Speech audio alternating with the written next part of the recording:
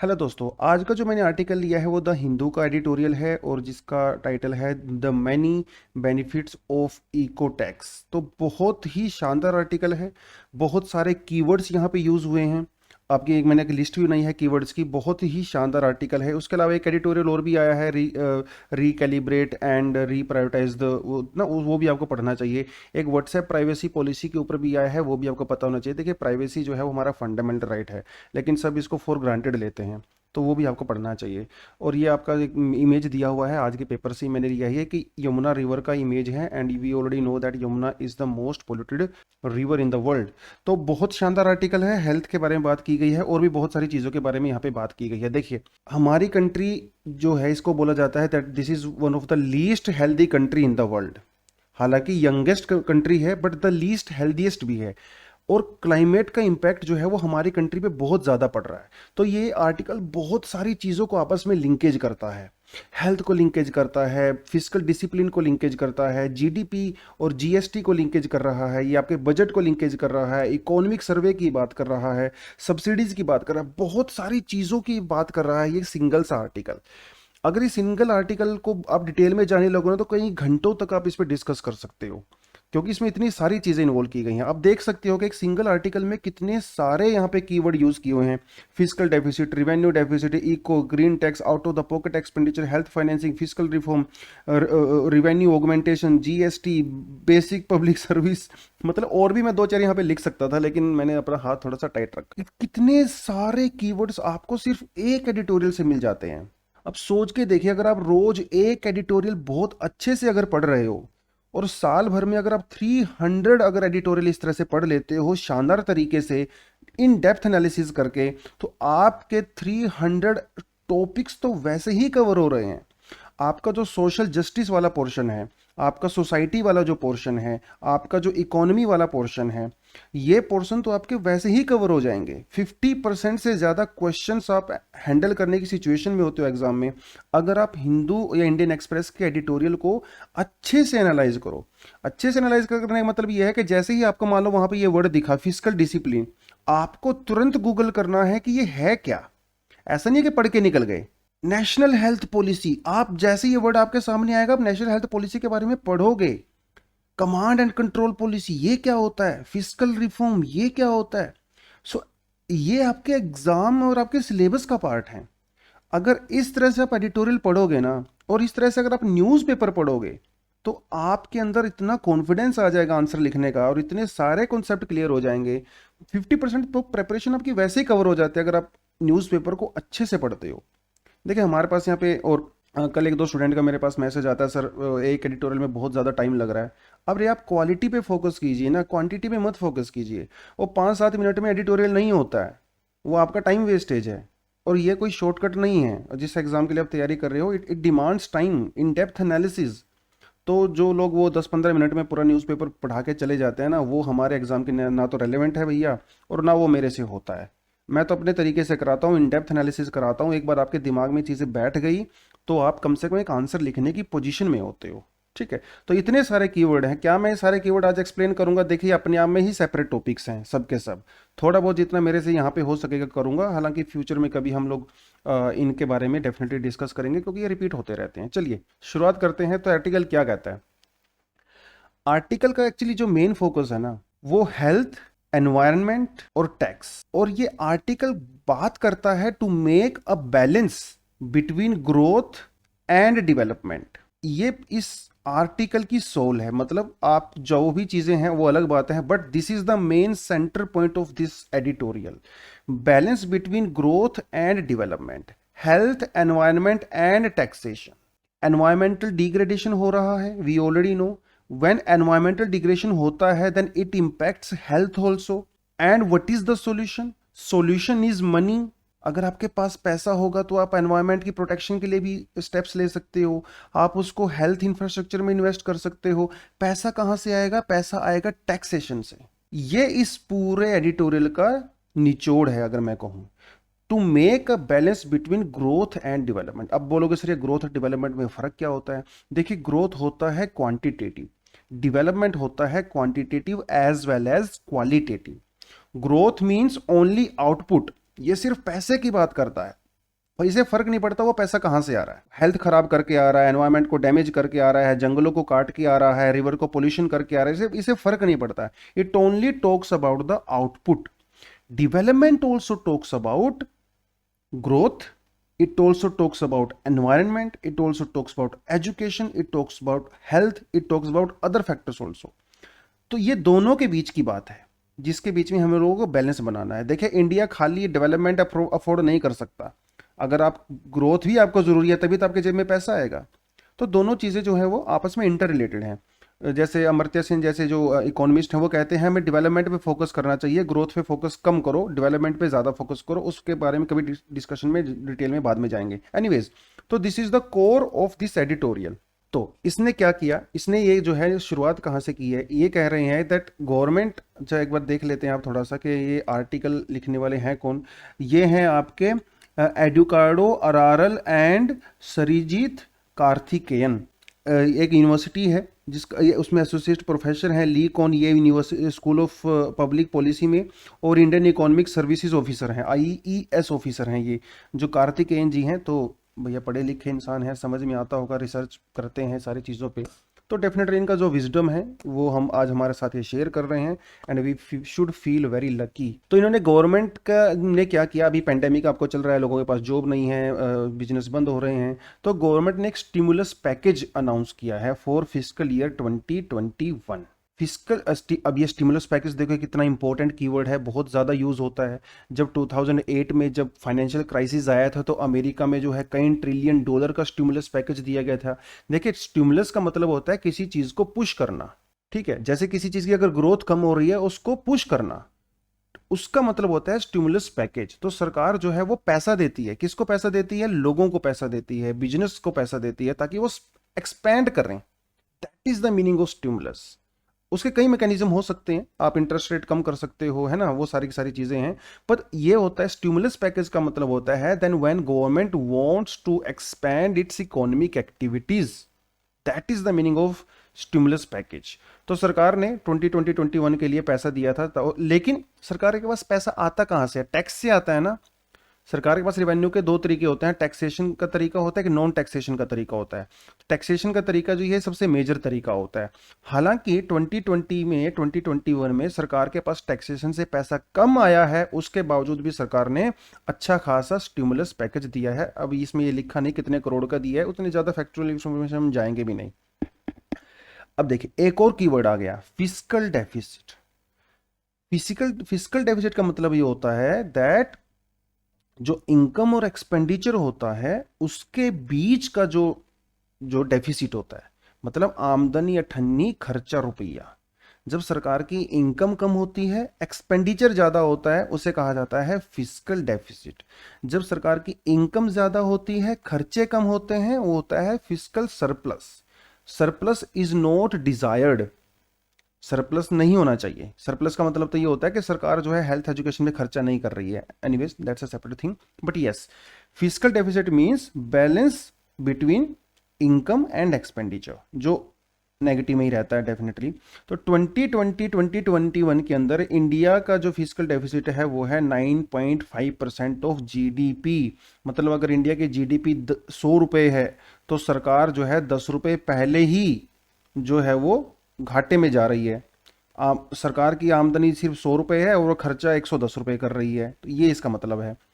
लेकिन 2021-2022 के लिए इसको कितना टारगेट किया गया है, 6.8%, क्योंकि अभी तो पेंडेमिक है, दुकानें बंद हैं, इकोनॉमी बंद है, तो डेफिनेटली ज़्यादा डेफिसिट होगा। और सरकार ने थोड़ा सा ऑप्टिमिस्टिक है कि शायद वो फ्यूचर में कम हो जाएगा।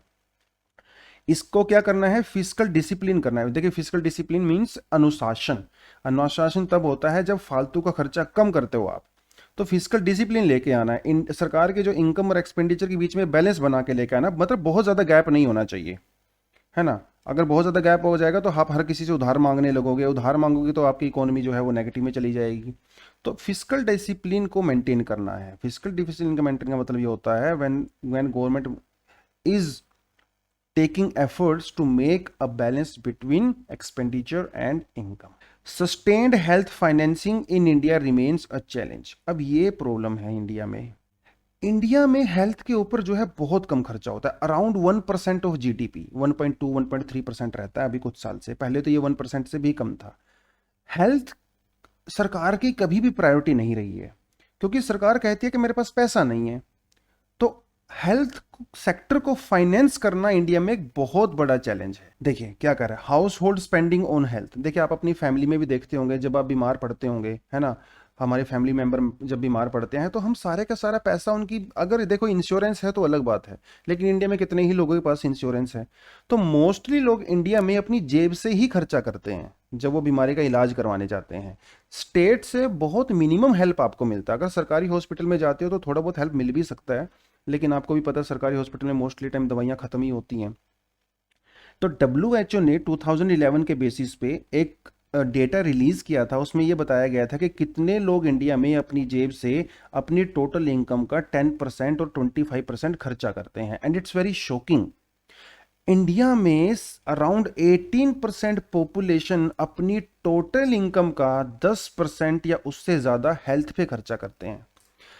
मतलब if you are earning 100 rupees, more than 10 rupees from your income you are spending on your health. बहुत ज्यादा है। 10 रुपए तो आपने बीमारी पे ही खर्चा कर दिया, आपके पास कितना बचा, ओनली 90 रुपीज। जबकि ग्लोबली यह परसेंटेज अराउंड 13% है। मतलब दुनिया में लोग 13% खर्चा कर रहे हैं, इंडिया में लोग 18% खर्चा कर रहे हैं अपनी जेब से। तो जब उन्होंने खर्चा ही कर दिया तो उनके पास डिस्पोजेबल इनकम बची ही नहीं। इसमें से भी सबसे बड़ी शॉकिंग बात यह है कि around 4% population in India they spend more than 25% of out of pocket expenditure. मतलब इंडिया में 4% लोग ऐसे हैं जो अपनी इनकम का 25% तो हॉस्पिटल में ही दे देते हैं बेचारे। तो पहले ही इतनी पॉवर्टी है, ऊपर से ये बीमारी वाले खर्चे हो गए हैं, है कि नहीं। और ये रूरल एरिया में ज्यादा जो है वो खतरनाक है। रूरल एरिया में यही परसेंटेज आपका 4.6% के आसपास जाता है, अर्बन एरिया में जो है 3.2% के आसपास जाता है। रूरल एरिया में पहले ही गरीब लोग हैं तो वो सब मारे जा रहे हैं। इकोनॉमिक सर्वे 1920 ने ये बोला था, अगर हम लोग इंडिया का जीडीपी पे जो हेल्थ का जो परसेंटेज है, अगर उसको हम लोग 1% से बढ़ा के 2.5 या 3% कर देंगे, तो इंडिया में जो हेल्थ के ऊपर लोग एक्सपेंडिचर करते हैं बेचारे अपनी पॉकेट से, वो जो है 65% से 30% तक हो सकता है। मतलब इसका सीधा सीधा से ये कह रहा है, अगर सरकार अगर हेल्थ के ऊपर खुद से खर्चा करे तो लोग बेचारे जो हैं अपनी जेब से पैसा नहीं देना पड़ेगा। जब वो लोग उस पैसे को नहीं देंगे तो इसका मतलब वो दूसरी चीज़ों पे खर्च करेंगे, जिससे हमारी इकोनॉमी बढ़ेगा। तो सीधा सीधा से बात यह है कि सरकार को जीडीपी का कम से कम 2.5 to 3% जीडीपी पे खर्चा करना चाहिए। इससे पॉवर्टी भी हैंडल होगी, क्योंकि जब लोग हेल्थ पे ही खर्चा कर रहे हैं तो बेचारे वो पॉवर्टी लाइन के अंदर आ गए हैं। अगर अगर उनको हेल्थ पे कम खर्चा करना पड़ेगा तो उनके पास पैसा रहेगा, पैसा रहेगा तो पॉवर्टी नहीं होगी। तो पॉवर्टी रिडक्शन भी जो है यहाँ से होगा। हेल्थ फाइनेंसिंग जो है इंडिया में प्रॉब्लम है, क्योंकि सरकार हमेशा बोलते हैं कि मेरे पास पैसा नहीं है, क्योंकि दूसरी चीज़ों के लिए हम लोग पैसा खर्चा करते हैं, है ना। Fiscal reforms for managing the environment are important, and India has great potential for revenue generation in this regard. This is the main point from this editorial. ये भाई साहब जो कार्तिकेयन है, इनका ये कहना है कि सरकार को कि आपके पास पैसा नहीं है, हम लोगों ने मान लिया, but we are providing you a solution कि जहां से आप रेवेन्यू जनरेट कर सकते हो, वो रेवेन्यू आप जनरेट करने के बाद हेल्थ पे खर्चा कर सकते हो। So they are providing alternate solution to the government to generate revenue. revenue मतलब इनकम। उन्होंने ये कहा कि जो हम प्रोडक्शन करते हैं, जैसे इसमें हम कोल का यूज़ करते हैं, है ना, डिफरेंट फ्यूल्स का यूज़ करते हैं कि नहीं करते हैं। हम लोग फॉरेस्ट को डैमेज करते हैं, हम लोग रिवर्स को डैमेज करते हैं, और ये सब डैमेज करने के बाद हम लोग कुछ आउटपुट लेके आते हैं। आउटपुट लेके, जैसे मान लो रिलायंस है, उसने कोई, है ना, कोल माइन लगाया या कोई फैक्ट्री लगाई, तो वो सारे वो जो फैक्ट्री लगाने के लिए जो प्रोडक्शन करता है तो हमारे एनवायरनमेंट को बहुत ज़्यादा डैमेज करता है। अंबानी नहीं, मतलब सभी के सभी लोग करते हैं, जो सरकार की फर्म है वो भी करती हैं, सब करते हैं। इंडिया में जो है 3 तरह से एनवायरनमेंट वाली प्रॉब्लम को हैंडल किया जाता है अकॉर्डिंग टू कार्तिकेयन। पहला है कमांड एंड कंट्रोल, दूसरा है प्लानिंग, तीसरा है टैक्स और चौथा है cap.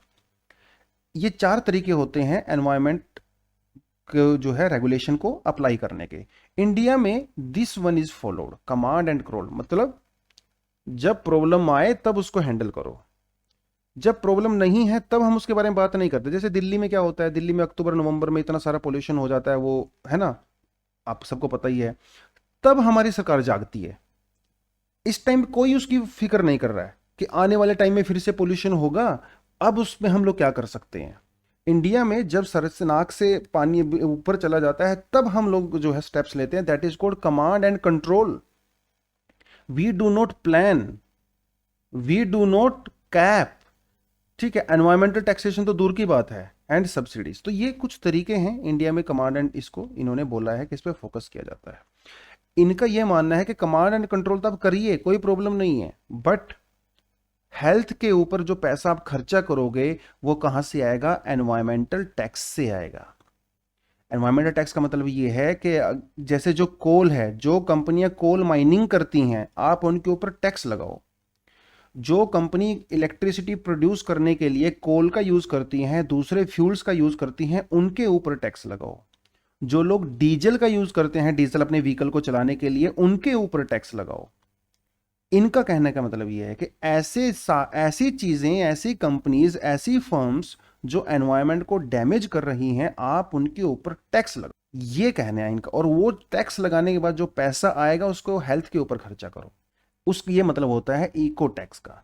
Eco tax in India should be credible. अब ये क्रेडिबल होना चाहिए, ट्रांसपेरेंट होना चाहिए और प्रिडिक्टेबल होना चाहिए। Eco tax rate ought to be equal to the marginal social cost. देखिए कितना बढ़िया कीवर्ड है यहाँ पे, marginal social cost arising from the negative externalities. ये भी बहुत, देखिए कितने अच्छे अच्छे कीवर्ड आए हुए हैं आज के आर्टिकल में, मजा आ गया पढ़ के। मार्जिनल सोशल कॉस्ट का मतलब ये होता है कि जब कोई कंपनी किसी चीज को प्रोड्यूस करती है तो उसका सोसाइटी के ऊपर क्या असर हो रहा है, that is the meaning of marginal social cost. मतलब जैसे कोई अंबानी भाई साहब ने कोई फैक्ट्री लगाई और वो क्या करते हैं, वो हार्मफुल केमिकल को रिवर्स में छोड़ देते हैं। उन्होंने वहाँ पे जंगल भी काट दिया, एयर में जो है वो बहुत ज़्यादा ग्रीन हाउस गैस को जो है रिलीज कर रहे हैं। उसका सोसाइटी के ऊपर क्या इंपैक्ट पड़ता है, that is marginal social cost. This is called negative externalities. जैसे मतलब आपके आपके अगर पड़ोस में फैक्ट्री लगी हुई है तो उसका तो नुकसान आपको हो रहा है ना, दिस इज नेगेटिव एक्सटर्नैलिटीज। एक पॉजिटिव एक्सटर्नैलिटीज भी होती है, जैसे आपके घर के पास में अगर कोई परफ्यूम की फैक्ट्री लगी है तो खुशबू तो आप भी ले रहे हो, है ना, फ्री में। वो पॉजिटिव एक्सटर्नैलिटीज होती है। जैसे कोई स्मोकिंग कर रहा है और स्मोकिंग तो वो कर रहा है लेकिन उसका नुकसान आपको हो रहा है, दैट इज नेगेटिव एक्सटर्नैलिटीज।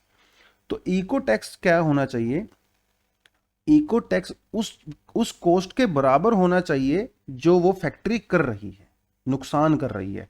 हालांकि इसको इवैल्यूएट करना अपने आप में बहुत बड़ी प्रॉब्लम है। आप कैसे पता लगाओगे कितने रुपए के पेड़ कटे, कैसे पता लगेगा कितने रुपए का पोल्यूशन हुआ, कितने कितने रुपए का जो है रिवर को डैमेज हुआ, वो इवैल्यूएशन करना is a very difficult task. वो अभी प्रॉब्लम है। लेकिन अभी इनका कहना है कि जो हैदराबाद इकोनॉमिक यूनिवर्सिटी है, उन्होंने कुछ रिसर्च इसके बारे में की है, लेकिन अभी कोई फुल प्रूफ इस चीज़ का है नहीं, क्योंकि एनवायरनमेंट कितना डैमेज हुआ उसको मॉनेटरी टर्म में कैलकुलेट करना थोड़ा सा डिफिकल्ट टास्क है ना। तो जब कैलकुलेट ही नहीं हो रहा है, टैक्स कैसे लगाओगे, प्रॉब्लम ये है। देखिए एनवायरमेंटल टैक्स रिफॉर्म जो है कई तरीके से हो सकता है ना। देखिए पहला है eliminating existing subsidies and taxes that have harmful impact on environmental। मतलब ऐसी सब्सिडीज और टैक्सेस को खत्म कर दो जो एनवायरनमेंट को नुकसान पहुंचा रहे हैं। एक एग्जांपल आपको यहाँ पे देता हूं, पंजाब में electricity is free for farmers, है कि नहीं। तो उनको हम लोग टैक्स फ्री कर दिया, उनको सब्सिडी दे दिया। मतलब अब जब पैसा, वो इलेक्ट्रिसिटी फ्री हो जाता है, अब फार्मर को पैसा नहीं पे करना है तो वो अंडरग्राउंड वाटर को बहुत ज्यादा एक्सप्लॉइट करता है। वो ट्यूबवेल चला के आता है, घर पे आके 2 पैग लगा के आराम से सो जाता है, सुबह उठता है, जबकि पानी की रिक्वायरमेंट इतनी नहीं थी, उसको पता है कि इलेक्ट्रिसिटी फ्री है। इस तरह की बहुत सारी सब्सिडी और टैक्सेस इंडिया में दिए जाते हैं जो एनवायरनमेंट को हार्म करते हैं, तो उनको बंद किया जाना चाहिए। एक तो इनका कहने का मतलब ये है। दूसरा कह रहे हैं रीस्ट्रक्चरिंग एग्जिस्टिंग टैक्सेस इन एनवायरमेंटली सपोर्टिव मैनर। जो ऑलरेडी जो टैक्स एग्जिस्ट करते हैं उनको एनवायरनमेंट के सपोर्टिव में होना चाहिए, मतलब पहले उनके अंदर थोड़ा बहुत चेंज करो ताकि एनवायरमेंटल सेंसिटिव हो जाए। तीसरा इनका कहने मतलब यह है कि इनिशिएटिंग न्यू एनवायरमेंटल टैक्सेस, आप कुछ और एनवायरमेंटल टैक्सेस लगाओ, जैसे कोई फैक्ट्री है जो केमिकल फैक्ट्री है उसके ऊपर टैक्स लगाओ, कोई कोल माइनिंग फैक्ट्री है उसके ऊपर लगाओ, कोई इलेक्ट्रिसिटी जनरेट करती है जैसे टाटा पावर वगैरह उनके ऊपर टैक्सेस लगाओ। इनका कहने का मतलब ये है। अब ये टैक्सेस जो है क्या होगा, इस इन टैक्सेस से जो पैसा आएगा, मतलब रिवेन्यू ऑगमेंटिंग, देख कितना शानदार कीवर्ड है, रिवेन्यू ऑगमेंटिंग, इनसे जो पैसा आएगा टैक्सेस लगाने के बाद, आप उससे क्या कर सकते हो, आप उससे एनवायरमेंटल पब्लिक गुड पे खर्चा कर सकते हो, मतलब लोगों को वही पैसा वापस दे सकते हो in form of different kind of help, है ना। आप जो है फॉरेस्ट लगा सकते हो, रिवर को के लिए कोई प्रोजेक्ट लगा सकते हो, आप लोगों की हेल्थ के ऊपर खर्चा कर सकते हो। मतलब यहाँ एक तरफ से आपने टैक्स लगाया ताकि एनवायरनमेंट कम हो, वही पैसा जो आपके पास आया आपने लोगों के लिए जो है वेलफेयर के लिए लगा दिया। कितना अच्छा कॉन्सेप्ट है ना। In India eco taxes can target three main areas, differential taxation on vehicle, मतलब जैसे कोई डीजल व्हीकल है, कोई पेट्रोल व्हीकल है ना, आप उनके ऊपर अलग अलग टैक्सेशन लगा सकते हो। जो ज़्यादा पोल्यूशन करता है, किसी के अंदर जो है पुराना इंजन होता है, किसी पे नया इंजन होता है, डिफरेंशियल मतलब अलग अलग taxation on different vehicles according to their efficiency, है ना। कोई पता लगे 15 साल पुराना इंजन ही वो गाड़ी चला रहा है तो डेफिनेटली वो तो ज़्यादा पोल्यूशन करेगी भैया, उसके ऊपर ज़्यादा टैक्सेशन लगाओगे, है ना, ये इसका मतलब है। Energy sector by taxing fuels which feed into energy, मतलब जो इलेक्ट्रिसिटी वगैरह प्रोड्यूस करने के लिए कोल वगैरह का यूज करते हैं, आप उनके ऊपर टैक्सेस लगाओ। Waste generation and use of natural resources, और इनको एनकरेज करो। A need to integrate environmental taxes in goods and services, goods and services का जो प्रोविजंस हैं, जो इनडायरेक्ट टैक्सेस हैं, उनके अंदर भी एनवायरमेंटल टैक्सेस को इंक्लूड करना चाहिए। अब सरकार ये कहती है अगर मैं इनके ऊपर टैक्सेस लगाऊंगा तो मेरा जीडीपी आउटपुट कम हो जाएगा। अगर मैं कोल के ऊपर टैक्स लगाऊंगा, अगर मैं इलेक्ट्रिसिटी की सब्सिडी को खत्म कर दूंगा, है ना, अगर मैं पावर जनरेशन के ऊपर टैक्स लगाऊंगा, तो सरकार का ये कहना है कि अगर ये सब चीजें मैं करूंगा तो प्रोडक्शन कहां से होगा। टाटा अंबानी तो बोलेंगे सर देखो आपने हमारे ऊपर इतने सारे टैक्सेस लगा दिए, हम प्रोडक्शन करेंगे ही नहीं। लेकिन जो स्टडीज हैं वो ये कहती हैं कि इस तरह के टैक्सेस यूरोप में जो लगाए गए हैं वहां पे कोई एविडेंस नहीं है कि इस तरह के टैक्स लगाने से इकोनॉमी की ग्रोथ नहीं होती है। यूरोप का उन्होंने एग्जांपल दिया है, यूरोप में बहुत सारे इकोनॉमिक टैक्सेस लगाए जाते हैं, उसके बावजूद भी यूरोप जो है उसकी जीडीपी भी अच्छी खासी है और पर कैपिटा इनकम भी बहुत बढ़िया है ना। हाँ, ऐसा हो सकता है कि शॉर्ट टर्म को लेके टोटल प्रोडक्टिविटी हमारी कम हो सकती है, लेकिन ये जो रिवेन्यू आएगा टैक्सेस लगाने से कोल के ऊपर, इन सब चीजों के ऊपर, उसको हम लोग बेसिक पब्लिक सर्विस के लिए यूज कर सकते हैं। एनवायरमेंटल टैक्स किस चीज को बेनिफिट करेगा, एक्सटर्नलिटीज को कम करेगा, है ना। रिसर्च और डेवलपमेंट के अंदर हम इन्वेस्ट कर सकते हैं ताकि नए नए तरीके लेके आए, क्लीन टेक्नोलॉजी के, रिन्यूएबल एनर्जी के, सोलर पावर प्लांट्स के, विंड जनरेशन के, है ना, वो सारी की सारी चीजें। तो प्राइवेट सेक्टर को डेफिनेटली थोड़ा नुकसान हो सकता है लॉन्ग टर्म के लिए, लेकिन इनका मानना है कि हो सकता है ये चीज़ें टेम्परेरी हों, लॉन्ग टर्म में ही हमारी पूरी सोसाइटी के लिए बेनिफिशियल होगा। तो कहने का मतलब ये है कि आपकी जो हेल्थ है, हेल्थ को के लिए हमें चाहिए पैसा, ठीक है, और ये पैसा कहाँ से आएगा, टैक्स लगाने से। टैक्स हम किसके ऊपर लगाएंगे, जो हमारे एनवायरनमेंट को पोल्यूटेड कर रहे हैं, क्योंकि पोल्यूशन की वजह से भी जो है हेल्थ डिटीरियोरेट होती है। तो सरकार की एक प्रॉब्लम थी कि हम लोग जो है हेल्थ के लिए पैसा नहीं है, इन्होंने सॉल्यूशन दे दिया कि आप ऐसी चीज़ों के ऊपर टैक्स लगाओ जो एनवायरनमेंट को डैमेज करती हैं। हालांकि ये इतनी आसान चीज़ नहीं है, बहुत डिफिकल्ट चीज़ है। अगर आप हर चीज़ देखो, एनवायरनमेंट को तो हर चीज़ नुकसान पहुंचा रही है मोस्टली, आप सभी चीज़ों के ऊपर टैक्स लगाने लगोगे तो इकोनॉमिक एक्टिविटी कम बंद हो जाएंगी। तो ग्रोथ और डेवलपमेंट दोनों के बीच में एक बैलेंस बनाना बहुत ज़रूरी है। देखिए यहाँ पे एक वर्ड का यूज़ हुआ था ना, ये सस्टेनेबल डेवलपमेंट। सस्टेनेबल डेवलपमेंट का मतलब ये होता है that kind of development which can last for long period of time. हमारी जनरेशन को भी और अगली जनरेशन का, उनके आने वाले बच्चों का, सभी का ध्यान रखा जाए। मतलब it talks about the balance between growth and development, यही है सस्टेनेबल डेवलपमेंट और कुछ नहीं है। Balance between nature and human, our needs and greeds, है ना, यही है सस्टेनेबल डेवलपमेंट। सस्टेन का मतलब होता है जो लंबे समय तक टिक सके। तो ऐसे development we can last for longer period of time, और वो तो तभी होगा जब आप नेचर को ओवर एक्सप्लॉइट नहीं करोगे। देखो नेचर को यूज़ तो करना ही बनेगा, है ना, नेचर को तो हम इकोलॉजी बायोडाइवर्सिटी की नेचर को तो यूज़ करेंगे ही, लेकिन इस तरीके से करें कि उसको ओवर एक्सप्लॉइट ना करें, ताकि एक डेवलपमेंट जो है वो लंबे समय तक रह सके। That is the meaning of it. तो कंक्लूजन इन्होंने ये निकाला है that this is the right time for India to adopt environmental physical reforms. अभी इंडिया का बेस्ट टाइम है, क्योंकि अभी जीडीपी ग्रोथ नीचे जा रही है, जो पुअर लोग हैं वो बेचारे उनके पास पैसा नहीं है, हेल्थ सेक्टर बहुत ज़्यादा डिटीरियोरेट हो चुका है। इस टाइम पे इंडिया में हेल्थ सेक्टर को सबसे ज़्यादा पैसे की रिक्वायरमेंट है, और वो कैसे आएगा? टैक्स लगाने से आएगा। तो भैया टैक्स लगाओ, जिसे कहा जाता है ग्रीन टैक्स, जिसे कहा जाता है eco tax. So that was all for this. ये छोटी छोटी टर्म आपको बताई हैं, आपने क्या करना है, इनको थोड़ा सा जाके गूगल कर लेना है अपने हिसाब से, उसको समझिए, गूगल करिए, अपनी नोटबुक में उसको लिखो, ताकि वो आपका हमेशा के लिए हो जाए। ऐसा नहीं है कि पढ़ के निकल गए, चलिए हो गया 10 15 20 मिनट का ये सुन लिया और हो गया, नहीं, इतना नहीं होता है। थोड़ा सा नोटबुक में हल्की फुल्की चीज़ें नोट डाउन करना स्टार्ट करो, तभी एक प्रॉपर तरीके से स्टडी होती है। चलिए ठीक है, thank you very much, all the best. और अगर वीडियो थोड़ा ठीक ठाक लगा हो तो देखिए, थोड़ा कॉम्प्लिकेटेड था ये एडिटोरियल, मैंने कोशिश किया जितना सिंपल से सिंपल हो सके। अगर आप इसको पढ़ने बैठोगे तो आपको 3 4 बार पढ़ना पड़ेगा कम से कम, तब जाके चीज़ें समझ में आएंगी, क्योंकि बहुत सारी टर्म्स आपको क्लियर नहीं है क्या नहीं है। ठीक है, तो वो सारी की सारी चीज़ें हैं।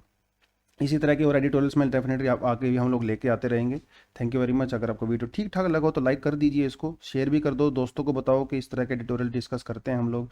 चैनल को सब्सक्राइब तो ज़रूर करना, और सब्सक्राइब करोगे तो बेल आइकन पे भी क्लिक कर देना, क्योंकि देखिए यार, सब्सक्राइब करोगे ना तो हम लोगों को इंकरेजमेंट मिलता है ना। अभी देखो सुबह के 4 साढ़े 4 बजे हैं, मैं उठ के इसको रिकॉर्ड कर रहा हूँ, इतना कंटेंट बना रहा हूँ, आपके लिए पढ़ रहा हूँ, फिर आपको इसको दे रहा हूँ, तो डेफिनेटली थोड़ा इंकरेजमेंट आपकी तरफ से भी आना चाहिए, ताकि आज मैं 4 बजे उठाऊँ, कल 3 बजे उठूँगा। So that is all for the day. Thank you very much, all the best, Jai Hind.